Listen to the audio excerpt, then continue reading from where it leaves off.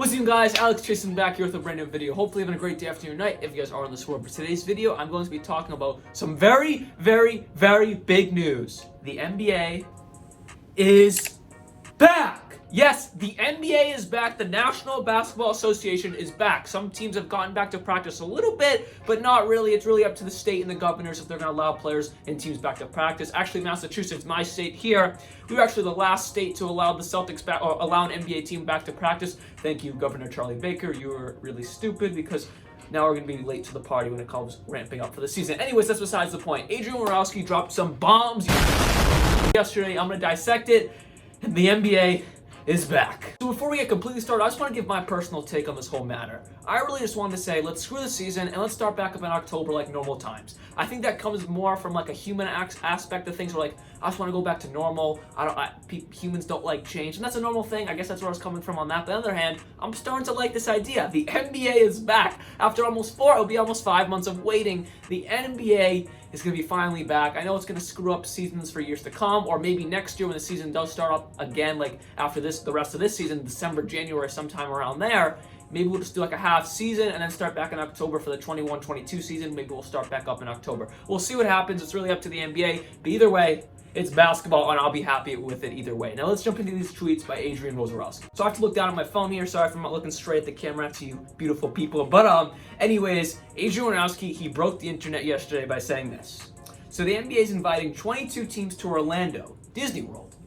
13 Western Conference teams, 9 Eastern Conference teams, 8 regular season games per team, play in for the 8th seed. July 31st to October 12th is the rough time they're going to be doing the rest of the season. Vote tomorrow to ratify. The NBA is back, per Adrian Wojnarowski. If you guys are wondering what some of the wordage is like referring to, like 13 Western Conference teams and then 9 Eastern Conference teams, we'll dive into some later tweets of his because I'm still confused on the same thing too. I've heard a lot of different NBA reporters explain it, but I'm still relatively confused because you only have 13 Western and 9 Eastern.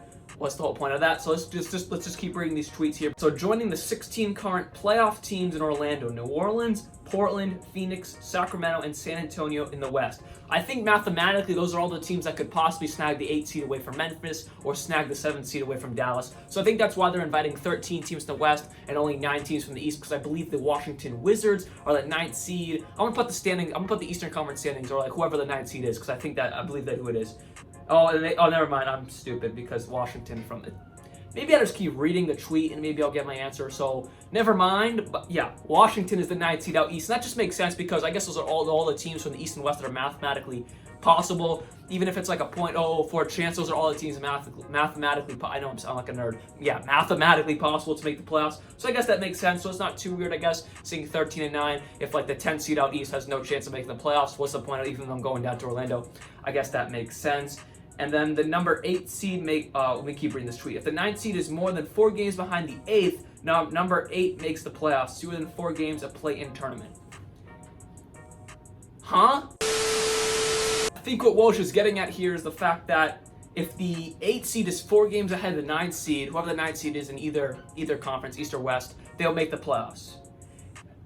Automatically. If the 9th seed is less than 4 games behind the 8th seed, there's going to be a play-in tournament for who makes the 8th seed, and it's like a double elimination type of thing. So it's kind of like if you ever had like a baseball tournament, because that's the only thing in basketball, it didn't really work. Like, yeah, baseball. When I played baseball, if you lost the game, you go to a loser's bracket, and you would have to win 2 games. If you won, you had like a bye or whatever, you just have to win 1 more game. So I think it's something like that, which kind of makes it a little childish, but again, I'm just excited basketball is back, and I'm just trying to explain what's going on to you guys. Let's read another tweet. All right, so there are a few other tweets I could mention by Woj, but they're really just a little more detail and like the stuff I already mentioned, so I don't really think it's worth mentioning. If you want to go check them out, I'll put a link to Woj's Twitter down in the description below if you want to read like the other little details, but I think I got most of the information already. But this is the biggest tweet of them all.